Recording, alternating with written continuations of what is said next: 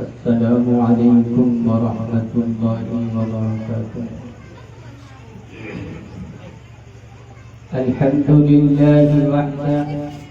والصلاة والسلام على من لا نبی بعدہ، اما بعد، اعوذ باللہ من الشیطان الرجیم، بسم اللہ الرحمن الرحیم، وبالوالدین احسانا، صدق اللہ العظیم۔ میرے معزز ساتھیوں، میرے محترم بزرگوں اور دوستوں، نوجوانوں، پردہ نشین ماں اور بہنوں، عزیز بچوں، اللہ تبارک و تعالی کا بے انتہا فضل و کرم ہوا کہ اللہ تبارک و تعالی نے ہم تمام لوگوں کو دینی مجلس میں بیٹھنے کی، دینی باتیں کہنے اور سننے کی توفیق عطا فرمائی۔ دوستو، اللہ تبارک و تعالی نے ماں باپ کی شکل میں ہمیں بہت قیمتی سرمایہ عطا فرمایا ہے۔ بہت قیمتی چیز اللہ تبارک و تعالی نے ماں باپ کی شکل میں ہمیں عنایت فرمایا ہے۔ اگر ہم اللہ کا شکریہ ادا بھی کرنا چاہیں اس نعمت کا تو ہم ادا نہیں کر سکتے ہیں، اس لیے کہ ماں ایک ایسی نعمت ہے، باپ ایک ایسی نعمت ہے، اگر ان کے احسانات کو دیکھا جائے، ان کی قربانیوں کو دیکھا جائے، ان کے کام کاج کو دیکھا جائے تو ہم افسوس کرنے لگ جاتے ہیں کہ میرے والدین نے، میرے ماں باپ نے ہمارے ساتھ کس طرح سے پریشانی جھیلی، کتنے پریشانیوں کا سامنا کیا ہے، کتنے مسائل اور مصیبتوں کو جھیل کر انہوں نے اپنی اولاد کی پرورش کی ہے۔ ہم والدین کے احسانات کو فراموش کر دیتے ہیں، والدین کے کام کو اور والدین کی قربانیوں کو ہم پسے پش ڈال دیتے ہیں۔ اگر غور کیا جائے اور سوچا جائے، سمجھا جائے اور دیکھا جائے تو اس سے بڑی قیمتی چیز اللہ تبارک و تعالی نے ہمیں جو عنایت فرمایا ہے، اگر ایک مرتبہ ہم سے چلا جائے، نکل جائے ہمارے ہاتھ سے تو پھر ہم دوبارہ اس نعمت کو حاصل نہیں کر سکتے۔ اور پوچھئے ان سے جا کر جن کے ماں باپ دنیا سے چلے گئے ہیں کس طرح ٹوپر کی زندگی گزار رہا ہے، ماں باپ کی محبت سے محروم ہے، ماں باپ کی محبت کے لیے وہ ترس رہا ہے، دوسرے کو جب وہ دیکھتا ہے اس کے ماں باپ اس سے پیار کر رہے ہیں، محبت کر رہے ہیں، ان کے گالوں کو چومتا ہوا دیکھتا ہے تو وہ ترستا ہے کہ اللہ تبارک و تعالی نے ہم سے بڑی قیمتی چیز کو چھین لیا۔ جب ہمارے پاس ہماری ماں تھی ہم نے اس کی قدر نہیں کیا، باپ تھا ہمارے پاس ہم نے قدر نہیں کر پایا،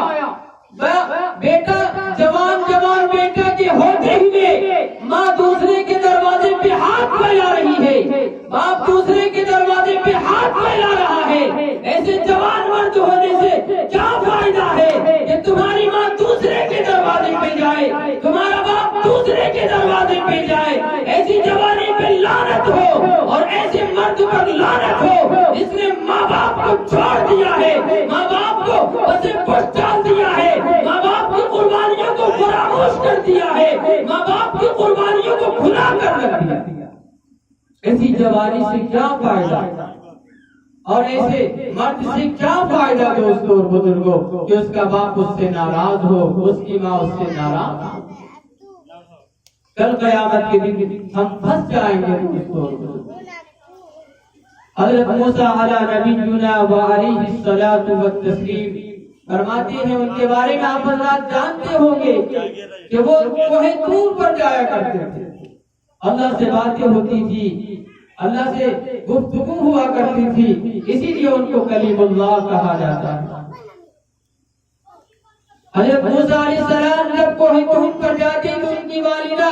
ان کی ماں گھر میں بیٹھ کر دعائیں کرتی ہے کہ اے اللہ، میرا موسیٰ، میرا بیٹا یہ جلالی ہے، یہ بات کرتے کرتے غصے میں آ جاتا ہے، جلال میں آ جاتا ہے۔ اے اللہ، آپ سے بھی بات کرتے کرتے جلال میں آ جاتا ہوگا، غصے میں آ جاتا ہوگا۔ اے اللہ، میں موسیٰ کی ماں ہوں، میں اس کے لیے معافی مانگتا ہوں، اس کو معاف کر دیجیے۔ موسیٰ علیہ السلام کی ماں موسیٰ علیہ السلام کے لیے اللہ سے دعا کرتی ہے۔ تو ہماری مائیں بھی، ہمارے والد بھی ہمارے لیے دعائیں کرتے رہتے ہیں کہ اے اللہ، میری اولاد کے پاس جو بھی پریشانی آئے، جو بھی بیماری آئے، اے اللہ ان کو نجات عطا فرما دے۔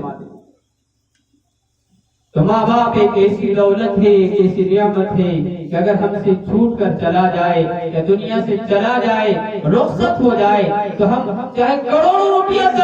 خرچہ کر کے تلاش کر لیں، لیکن ہم اس کو ڈھونڈ نہیں سکتے، مل نہیں سکتا ہے اسی لیے۔ اسی لیے اللہ نے اگر ہمیں نعمت دیا ہے تو ہمیں اس کی قدر کرنی چاہیے، اس کی اہمیت کو ہمیں سمجھنا چاہیے، ان کی قربانیوں کو ہمیں پہچاننا چاہیے، ان کی کردار کو ہمیں پہچاننا چاہیے۔ دوستو، اللہ تبارک و تعالی سے جب کوہ طور پر پہنچا حضرت موسیٰ علی نبینا و علیہ الصلاۃ والتسلیم، تو اللہ تبارک و تعالی کہتے ہیں کہ اے موسیٰ، اب اپنی زبان کو سنبھال کر مجھ سے گفتگو کرنا، مجھ سے بات کرنا، کیونکہ جب تم میرے پاس آتے تھے، جب تمہاری ماں تمہارے لیے دعائیں کرتی تھی، اے موسیٰ، اب تمہاری ماں دنیا میں نہیں ہے، اب تمہارے لیے دعائیں کون کرے گی؟ اس لیے میرے سے گزارش ہے کہ جب تم میرے سے بات کرنا اور مجھ سے گفتگو کرنا تو اپنی زبان کو سنبھال کر کرنا، اور جلال میں مت آ جانا، غصے میں مت آ جانا، کیونکہ تمہاری ماں تھی جو تمہارے لیے دعائیں کرتی تھی اور میں تمہیں معاف کر دیا کرتا تھا۔ اب تمہارے پیچھے دعائیں کرنے والی تمہاری ماں نہیں ہے۔ اسی لیے دوستو اور بزرگوں، ماں کی قدر کیا کرو۔ بہت ساری مائیں ہیں جو چوراہے پہ بیٹھ کر بھیک مانگ رہی ہے، بہت سارے باپ ایسے مل جائیں گے جو بازاروں میں، دکانوں میں جا جا کر ہاتھ پھیلا رہا ہے اور اپنے پیٹ کے خاطر بھیک مانگ رہا ہے۔ اگر اس کے گھر میں جوان بیٹا ہے، اس کے گھر میں جوان بیٹا ہے، اس کی جوانی پر لعنت ہو، اس کے زندہ ہوتے ہوئے اس کی ماں دوسرے کے دروازے پہ جائے، اس کے زندہ ہوتے ہوئے اس کا باپ بازاروں میں پھر پھر کر، بازاروں میں جا کر، دکانوں میں جا کر ہاتھ پھیلا کر بھیک مانگے، ایسی جوانی پر لعنت ہو۔ دوستو اور بزرگوں، اگر ان کی ایک قربانیوں کو اگر آپ یاد کر لیں گے تو انہوں نے آپ کو 9 مہینے تک پیٹ میں رکھا، 9 مہینے تک انہوں نے اپنے پیٹ میں رکھا، تو آپ اپنے تمام قربانیوں کو بھول جاؤ گے کہ میری ماں نے میری خاطر کیا کچھ نہیں کیا۔ کہ وہ بیمار پڑتی تھی، جب اولاد بیمار پڑ جاتی تھی تو مائیں رویا کرتی تھی کہ اے اللہ، کون سی دوائی کھلاؤں کہ میری اولاد صحیح ہو جائے۔ وہ تمہاری پریشانیوں کو اپنی پریشانیاں سمجھتی ہے، تمہاری بیماریوں کو اپنی بیماری سمجھتی ہے، اور جب بچہ دنیا میں آ جاتا ہے تو اپنے جسم کا خون پلا پلا کر اس کی پرورش کرتی ہے اور اس کو بڑا کرتی ہے۔ ذرا سوچئے تو صحیح، ذرا سمجھئے تو صحیح، غور تو کیجئے کہ اللہ نے ہمیں کتنا بڑا نعمت سے نوازا ہے، اتنی بڑی دولت سے نوازا ہے، اور ہم ہیں کہ ہم اس کی قدر نہیں کر رہے ہیں، ہم اس کی اہمیت کو سمجھ نہیں پا رہے ہیں، ان کی قربانیوں کو سمجھ نہیں پا رہے ہیں۔ اس لیے دوستو اور بزرگوں، آپ سے گزارش ہے کہ آپ والدین کی خدمت کیجئے، والدین کی خدمت کیجئے، پیر دبانے کی ضرورت پڑے تو پیر دبائیے۔ لیکن آج ایسا ماحول بنتا جا رہا ہے، موبائلوں کا زمانہ ہے، سوشل میڈیا کا زمانہ ہے، 24 گھنٹے بچے موبائلوں میں پڑے رہتے ہیں۔ اگر ماں اسی حالت میں کہہ دے کہ بیٹا ایک گلاس پانی لا کر دے دو تو بیٹا انکار کر دیتا ہے، کہتا میرا پروگرام چل رہا ہے، میں سیریل دیکھ رہا ہوں، فلمیں دیکھ رہا ہوں اور موبائل میں ننگی ننگی تصویریں دیکھ رہا ہوں، میں تمہیں پانی دوں گا تو یہ میرا پروگرام ختم ہو جائے گا۔ اصل میں کچھ والدین کی بھی غلطی ہے، اولاد کی بھی غلطی ہے۔ چھوٹے چھوٹے بچے ہیں، ان کو موبائل دینے والا کون ہے؟ ماں باپ ہے۔ اس کو غلط راستے پہ چلانے والا کون ہے؟ ماں باپ ہے۔ اگر کتابوں کو پڑھا جائے، کتابوں کو دیکھا جائے تو کتابوں میں لکھا ہے کہ بچے کا سب سے پہلا مدرسہ ماں کا گود ہوتا ہے، ماں کا گود ہوتا ہے۔ لیکن جب بچہ پیدا ہو جاتا ہے تو ادھر ماں کے ہاتھ میں بھی موبائل ہے اور وہی ماں اپنے بچے کو دودھ پلا رہی ہے، وہی ماں اپنے بچے کی پرورش کر رہی ہے۔ تو ذرا سوچئے تو صحیح، جب ماں ہی ایک گانا دیکھ رہی ہے، ماں ہی جو ہے وہ گانا سن رہی ہے، جو ماں ہے وہ ڈانس دیکھ رہی ہے، ماں ہے ننگی ننگی تصویریں دیکھ رہی ہے، ماں ہے جو اپنے اولاد کو غلط راستے پہ لے کر جا رہی ہے۔ میں بڑی ذمہ داری کے ساتھ کہتا ہوں، آج جو اولاد بہک رہی ہے، آج جو اولاد غلط راستے پہ جا رہی ہے، آج جو اولاد نافرمان بن رہی ہے، یہ سب ماں باپ کی غلطی کی وجہ سے ہے۔ اگر یہی ماں اور یہی باپ اپنے بچے کو دین کی تعلیم دیتا، اپنے بچے کو قرآن پڑھاتا، اپنے بچے کو حدیث پڑھاتا، تو میں رب کعبہ کی قسم کھا کر کہتا ہوں کہ کوئی بچہ ایسا نہیں ہوگا جو اپنے والدین کی خدمت کرنے والا نہیں۔ سارے بچے اپنے والدین کا خدمت کرنے والا بنا، لیکن اس میں سراسر ماں باپ کی غلطی ہے، سراسر ماں باپ کی غلطی ہے۔ اس لیے میری ماں اور بہنوں ذرا سوچئے تو صحیح، اگر ان اولادوں سے کام لینا چاہتے ہیں آپ، اگر ان اولادوں سے خدمت لینا چاہتے ہیں، اگر ان اولادوں سے آپ کوئی کام لینا چاہتے ہیں، ان کو حدیث کی تعلیم دیجئے، نبی کی سنت کی تعلیم دیجئے، نبی کی کردار کا تعلیم دیجئے، نبی کا افعال کا تعلیم دیجئے اور نبی کی سنتوں سے آراستہ کیجئے۔ میں بڑی ذمہ داری کے ساتھ کہتا ہوں، یہی بچہ پوچھ پوچھ کر کہے گا کہ میری ماں کون سا کام کروں، بتائیے تو صحیح، میں آپ کا کپڑا دھو دیتا ہوں، میں آپ کے لیے پانی لا دیتا ہوں، یہی آپ کا بچہ کہے گا۔ لیکن شروع ہی میں ہم نے اپنے بچے کی زندگی کو تباہ و برباد کر دیا۔ آج ہر ماں اور باپ شکایت کرتے پھرتی ہے کہ میری اولاد میری بات نہیں مانتی ہے، حالانکہ شروع میں آپ نے اس کی تربیت نہیں کی، ماننے والی تربیت نہیں کی، تو کیسے آپ کی بات مانی؟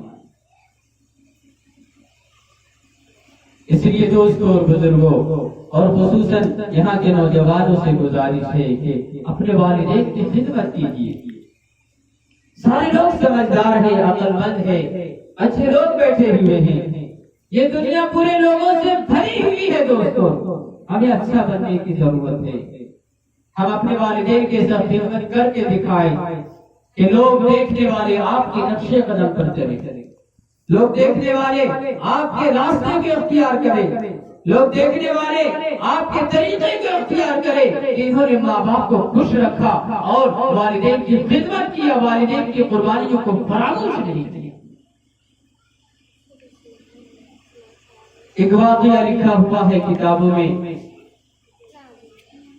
کہ حضرت موسیٰ علی نبینا و علیہ الصلاۃ والتسلیم کو بھی طور پر جاتے ہیں اور اللہ سے دعائیں کرتے ہیں کہ اے اللہ مجھے آپ دنیا میں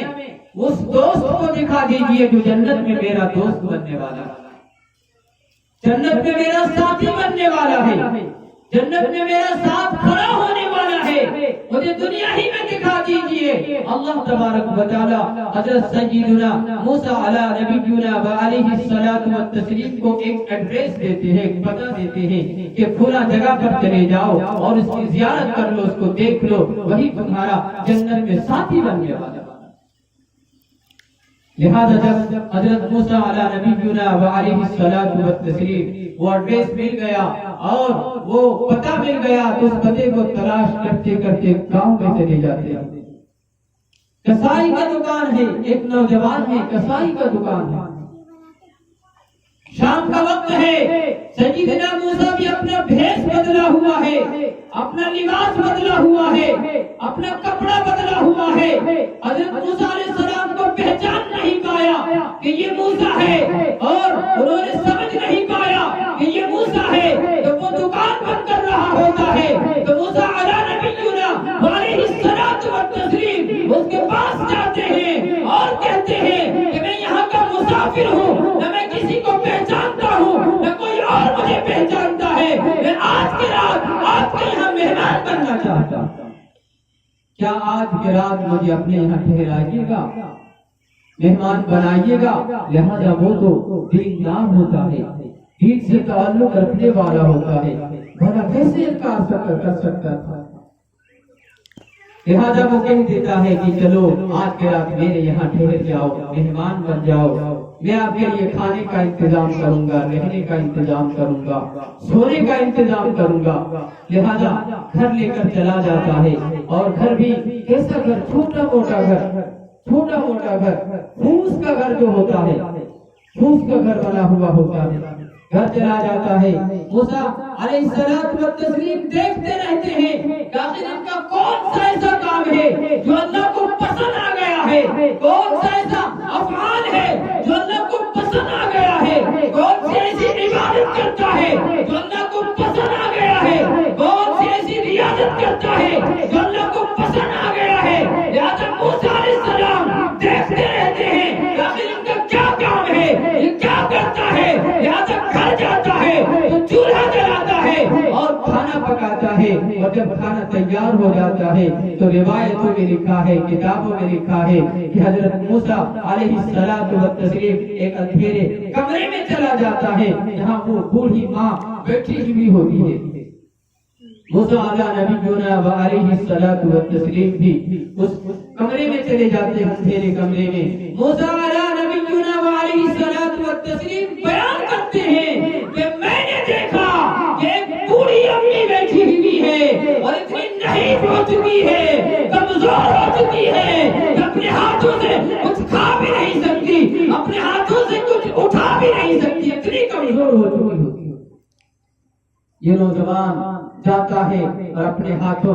ہاتھوں سے نوالا بنا بنا کر اپنے ماں کے منہ میں ڈالتا رہتا ہے، اور جب پیٹ بھر جاتا ہے تو ماں دعائیں دیتی ہے کہ اے میرے بیٹے، اے میرے لہتے جگر، اے میری نور نظر، تو نے میری بڑی خدمت کیا ہے، بڑا خیال رکھا ہے، اور میرا ہر چیز کا انتظام کیا ہے، رہنے کا انتظام کیا، کھانے کا انتظام کیا، سونے کا انتظام کیا۔ اے میرے بیٹے، میرے پاس کچھ تو نہیں ہے جو میں تمہیں دے سکتا ہوں، میرے پاس دولت تو نہیں ہے جو تمہیں دے دوں، میرے پاس مال تو نہیں ہے جو تمہیں دے دوں۔ اے میرے بیٹے، میں دل سے دعائیں کرتی ہوں کہ اللہ جنت میں موسیٰ کا ساتھی بنا دے، جنت میں موسیٰ کا ساتھی بنا۔ لہذا حضرت موسیٰ علیہ نبینا علیہ الصلوۃ والتسلیم سنتے ہیں اور اس نوجوان کو اپنے گلے لگا لیتے ہیں اور کہتے ہیں کہ اللہ نے تمہاری ماں کی دعا کو قبول فرما لیا، میں موسیٰ ہوں، اللہ نے مجھے بھیجا ہے کہ جاؤ، تم جنت میں اپنے ساتھی کو دیکھنا چاہتا ہو، دنیا میں زیارت کر لو۔ تو دوستو، ہم بھی اپنی ماں کی خدمت کریں گے، والدین کی خدمت کریں گے تو اللہ ہمیں جنت میں جس طرح موسیٰ علیہ الصلوۃ والتسلیم کے ساتھ وہ موسیٰ کا ساتھی بنے گا۔ ہمیں یقین ہے کہ ہمیں ایک دن مرنا ہے، ہمیں یقین ہے کہ ہمیں دنیا سے جانا ہے، ہمیں یقین ہے کہ ہمیں سارے ساز و سامان کو چھوڑ کر ہمیں قبر میں جانا ہے، حشر میں جانا ہے، موت کا فرشتہ ہمارے پاس آئے گا، ہماری روح کو قبض کر کے لے کر چلا جائے گا، ہم بے جان ہو جائیں گے، کسی کام کا نہیں رہیں گے۔ پھر جب ہمیں یقین ہے تو ہم دوسرے کے دل کو کیوں دکھائیں؟ جب ہمیں یقین ہے کہ ہمیں مرنا ہے، ہمیں جانا ہے، رب کے سامنے ہمیں کھڑا ہونا ہے، تو پھر ہمیں سے کام کیوں کرے جس سے لوگ ناراض ہو جائے؟ ہمیں سے کام کیوں کرے جس سے اللہ ناراض ہو جائے؟ ہمیں سے کام کیوں کرے جس سے اللہ کے رسول ناراض ہو جائے؟ ہمیں سے کام کیوں کرے تو ہمارے پڑوس کے لوگ ناراض ہو جائیں؟ اسی لیے دوستو اور بزرگوں، جب ہمیں مرنا ہے، یقین ہے کہ ہمیں مرنا ہے، تو دوستو اور بزرگوں، نماز کی پابندی کر لیجیے، نماز کی پابندی کر لیجیے۔ کل قیامت کے دن سب سے پہلے نماز کے بارے میں پوچھا جائے گا۔ ہمارے نوجوان تو نماز پڑھتے نہیں ہے، خصوصاً ہمارے بہن جو جوان ہے جن پر نماز فرض ہو چکا ہے وہ بھی نماز نہیں پڑھتی۔ افسوس کی بات ہے، ہم مسلمان ہیں، نام کا صرف مسلمان رہ گئے ہیں، کام کا مسلمان نہیں ہے۔ اگر ہم کام کا مسلمان ہوتے تو ہماری ایک بھی نماز قضا نہ ہوتی، اگر ہم کام کے مسلمان ہوتے تو ایک بھی سنت ہم سے چھوٹ نہ پاتی، اگر ہم کام کے مسلمان ہوتے تو روز ہم صبح اٹھتے تو نماز پڑھتے، قرآن کی تلاوت کرتے، پھر ہم اپنے کام و کاج میں لگ جاتے۔ اگر ہم کام کے مسلمان ہوتے تو ہم روزانہ ہم 5 وقت کی نماز ادا کرتے، کام کے مسلمان ہوتے تو نبی کی سنتوں کو اپناتے، کام کے مسلمان ہوتے تو اگر ماں بہنیں ہیں تو پردے کا اہتمام کرتی، اگر نوجوان ہے تو وہ اپنے کردار کو سدھارتا، لیکن ہم صرف نام کے مسلمان رہ گئے۔ اسی لیے دوستو اور بزرگوں، آپ تمامی حضرات سے گزارش ہے کہ آپ تمامی حضرات دین کے کام کرتے رہیے، نماز پڑھتے رہیے، دین سے تعلق رکھیے، نبی کی سنتوں سے تعلق رکھیے۔ حضرت مولانا زکریا رحمۃ اللہ علیہ کے بارے میں لکھا ہے، انہوں نے ایک واقعہ لکھا ہے، اس لیے کہ ہم سب کو مرنا ہے، دنیا سے جانا ہے، پھر ہمیں کوئی ساتھ نہیں دے گا مرنے کے بعد۔ آپ کی ماں بھی آپ کے ساتھ نہیں دیں گے، باپ بھی آپ کے ساتھ نہیں دیں گے، بھائی بھی آپ کے ساتھ نہیں دیں گے، بہن بھی نہیں دیں گی۔ جس کے ساتھ ہم جا کر گناہ کے کام کر لیتے ہیں، شراب پی لیتے ہیں اور نشے آور چیزوں کا استعمال کر لیتے ہیں، وہ دوست بھی آپ کا ساتھ نہیں دے گا۔ کل قیامت کے دن اگر ساتھ دے گا، قبر میں اگر ساتھ دے گا تو نیک اعمال ساتھ دے گا، ساتھ دے گا تو وہ نماز ساتھ دے گی، اگر ساتھ کوئی کام دے گا تو ہمیں اچھے اعمال ساتھ دیں گے۔ دوستو حضرت مولانا زکریا رحمۃ اللہ علیہ لکھتے ہیں، ایک نوجوان تھا اور بڑے ارب و خرب پارٹی سے تعلق رکھتا تھا، بڑا پیسہ تھا، مالدار گھرانے سے تعلق رکھتا تھا۔ انہوں نے یہ دعویٰ کر دیا کہ میرے پاس بہت ساری دولت ہے، بہت سارے مال ہے، جب میرے پاس موت کا فرشتہ آئے گا تو میں بلڈنگوں میں جا کر چھپ جاؤں گا، میرے پاس موت کا فرشتہ آئے گا تو میں مضبوط قلعے میں جا کر چھپ جاؤں گا، میرے پاس موت کا فرشتہ آئے گا تو میں پیسے اور روپیے میں جا کر چھپ جاؤں گا۔ لیکن کتابوں میں لکھا ہے کہ جب موت کا فرشتہ آتا ہے تو وہ پیسے کے پاس جاتا ہے کہ اے میرے پیسے، میں نے تمہاری بڑی حفاظت کی ہے اور چھپا کر رکھا ہے، اے پیسے آج تم میری حفاظت کر لے، اور موت کے فرشتے سے ہمیں بچا دے۔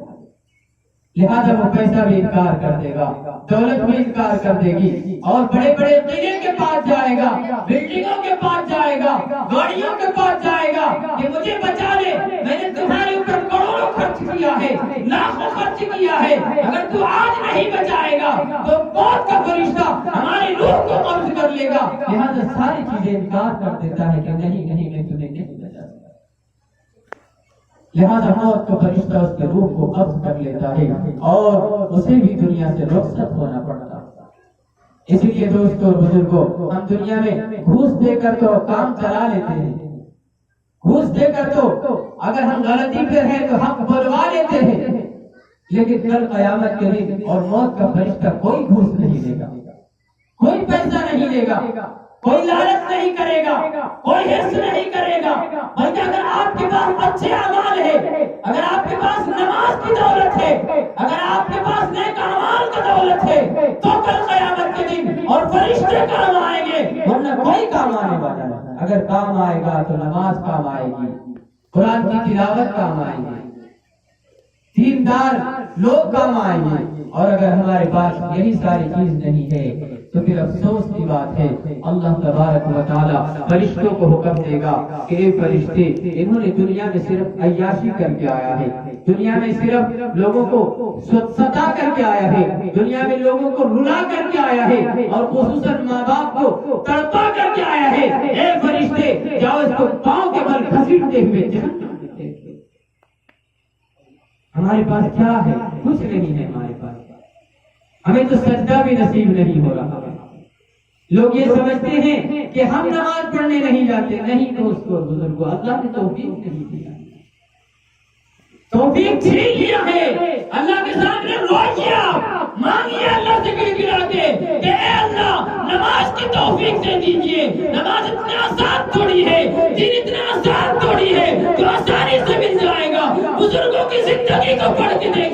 راتوں رات رویا کرتے تھے، گڑگڑایا کرتے تھے کہ اللہ نیک اعمال کرنے کی توفیق دے دے، تب توفیق ملتی تھی۔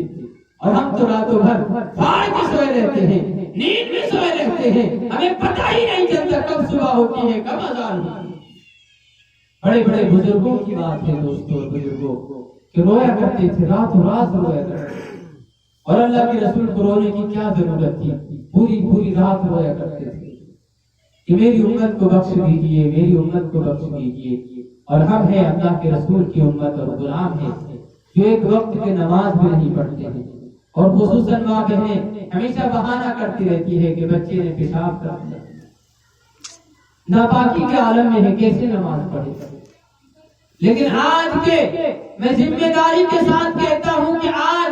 کے زمانے میں کوئی ایسی ماں بہنیں نہیں ہوگی جس کے پاس 10 جوڑا اور 20 جوڑا کپڑا نہ ہو۔ وہ بہانے بنانے سے کوئی نہیں چلے گا، کل قیامت کے دن کوئی بہانہ نہیں چلے گا، کل قیامت کے دن کوئی بہانہ نہیں چلے گا۔ اور اگر کوئی دیندار ہے، نمازی ہے، تو دیر سے نماز پڑھتی ہے، دیر سے نماز پڑھتی ہے۔ یہاں کی عورتوں میں ایک اور بھی غلطی ہے، میں کہہ دینا چاہتا ہوں، چاہے کسی کو برا لگے چاہے کچھ لگے، کہ یہاں کی عورتیں دن بھر بکریاں لے کر ندی میں بیٹھی رہتی ہیں، دن بھر۔ حالانکہ بکری چرانا سنت ہے، بکری چرانا سنت ہے، لیکن اپنی اولاد کی تربیت کرنا یہ فرض ہے۔ کل قیامت کے دن یہ نہیں پوچھا جائے گا کہ بکری چرا کے آیا یا نہیں چرا کے آیا، کل قیامت کے دن یہ پوچھا جائے گا کہ تو نے اولاد کی کیسی تربیت کی، کیسی تربیت کی ہے۔ اسی لیے میری ماں اور بہنوں، اولاد کی تربیت کرنا، پوتا پوتی کی تربیت کرنا یہ فرض ہے آپ کے اوپر، ذمہ داری ہے آپ کے اوپر۔ بکری چرانا فرض نہیں ہے، بکری چرانا واجب نہیں ہے، بکری چرانا ضروری نہیں ہے۔ دن بھر دھوپ کے عالم میں، گرمی کے تپش میں ندی میں بیٹھی رہتی ہے، دور دراز میں جا کر بیٹھی رہتی ہے۔ افسوس کی بات ہے، یہی وجہ ہے کہ ہماری بچیاں دوسروں کے ساتھ موبائلوں میں بات کر رہی ہیں اور ہم ندی میں بیٹھے ہوئے ہیں۔ ذمہ دار ماں باپ ہے دوستو، ذمہ دار ماں باپ ہے۔ اس لیے افسوس کی بات ہے دوستو اور بزرگوں، اپنی اولاد کی تربیت کیجیے، صحیح تربیت کیجیے، اچھی طرح سے تربیت کیجیے۔ اگر ہم اچھی طرح تربیت کریں گے تو ہماری بہنیں جو جوان ہو چکی ہے، پہلوان ہو چکی ہے، اگر اچھی تربیت ہوگی تو میں رب کعبہ کی قسم کھا کر کہتا ہوں کہ وہ بچی کبھی بھی غیر محرم سے بات نہیں کر سکتی۔ اچھی تربیت نہیں ہے، اچھی تربیت نہیں ہے دوستو اور بزرگوں۔ آپ تمامی حضرات سے گزارش ہے